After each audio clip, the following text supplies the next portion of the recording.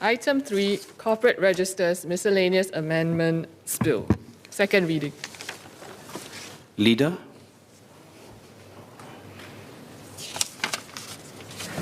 Mr. Deputy Speaker, I beg to move that the proceedings on the business set down on the order paper for today be exempted at this day's sitting from the provisions of Standing Order Number 2.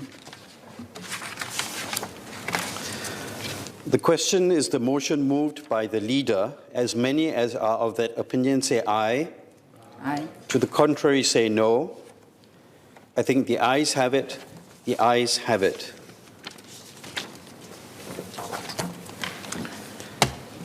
Thank you, sir. Minister. I move on now to the Corporate Registers Miscellaneous Amendments Bill. Mr. Deputy Speaker, I beg to move that the bill be now read a second time. The Corporate Registers Miscellaneous Amendments Bill covers 4 sets of amendments to the Companies Act and the Limited Liability Partnerships Act. 2 sets of amendments introduce new requirements. The other 2 clarify existing requirements.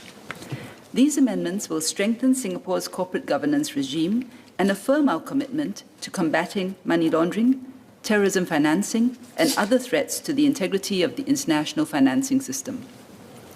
The amendments will also bring us into closer alignment with the international standards set by the Financial Action Task Force, or FATF, of which Singapore is a member. The FATF is an intergovernmental organization that sets international standards to prevent global money laundering and terrorism financing and the harm that is caused to financial ecosystems and society at large. The Ministry of Finance and the Accounting and Corporate Regulatory Authority, or ACRA, sought views from the public on the draft bill in July last year and have taken in the feedback received where relevant and feasible. I thank the contributors for their inputs. Let me start by setting out the 2 new requirements that will be introduced via amendments to the Companies Act and the Limited Liability Partnerships Act. Today, the Companies Act already requires companies to maintain a register of members or shareholders. In certain situations, a shareholder may hold shares on behalf of another person. In such a situation, the person holding the shares is known as the nominee shareholder, while the person for whom the shares are held is known as the nominator. Our acts today do not require the nominator to be identified, as he or she is not the shareholder on record.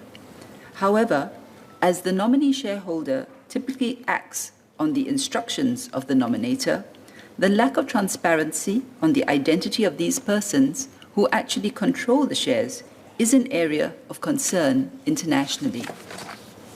The first set of amendments today aim to address these concerns and align our legislation to FATF recommendations by requiring both local and foreign companies in Singapore to, first, keep a non-public register of nominee shareholders and their nominators, and second, to update their register within 7 days of being informed by the nominee.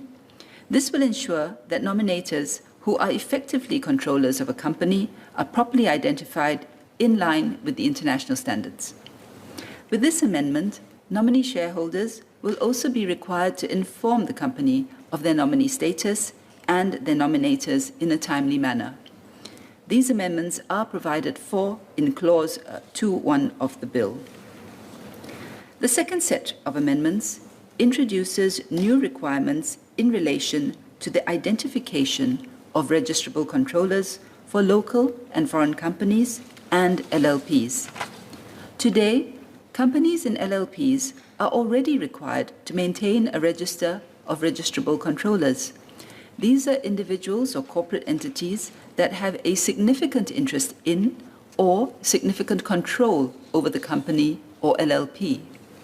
However, there have been situations where a company or an LLP claims to have no registrable controllers with significant interest or control. Under the new requirement, companies and LLPs which are unable to identify a registrable controller who has a significant interest in or significant control over the company or LLP will be required to identify all individuals with executive control over the company or LLP as registrable controllers. Individuals with executive control are the chief executive officers and directors or partners who exercise executive control over the daily or regular affairs of the company or LLP through a senior management position. This will enhance the transparency of beneficial ownership and control of companies and LLPs in Singapore by ensuring that a registrable controller is identified for all companies and LLPs in line with international expectations. Clauses 2E and 2C of the bill provide for this amendment. Aside from these two sets of amendments, this bill also seeks to clarify the timelines for local and foreign companies to update their various registers. The third set of amendments requires local companies to update the register of nominee directors within 7 days of receiving information from their nominee directors.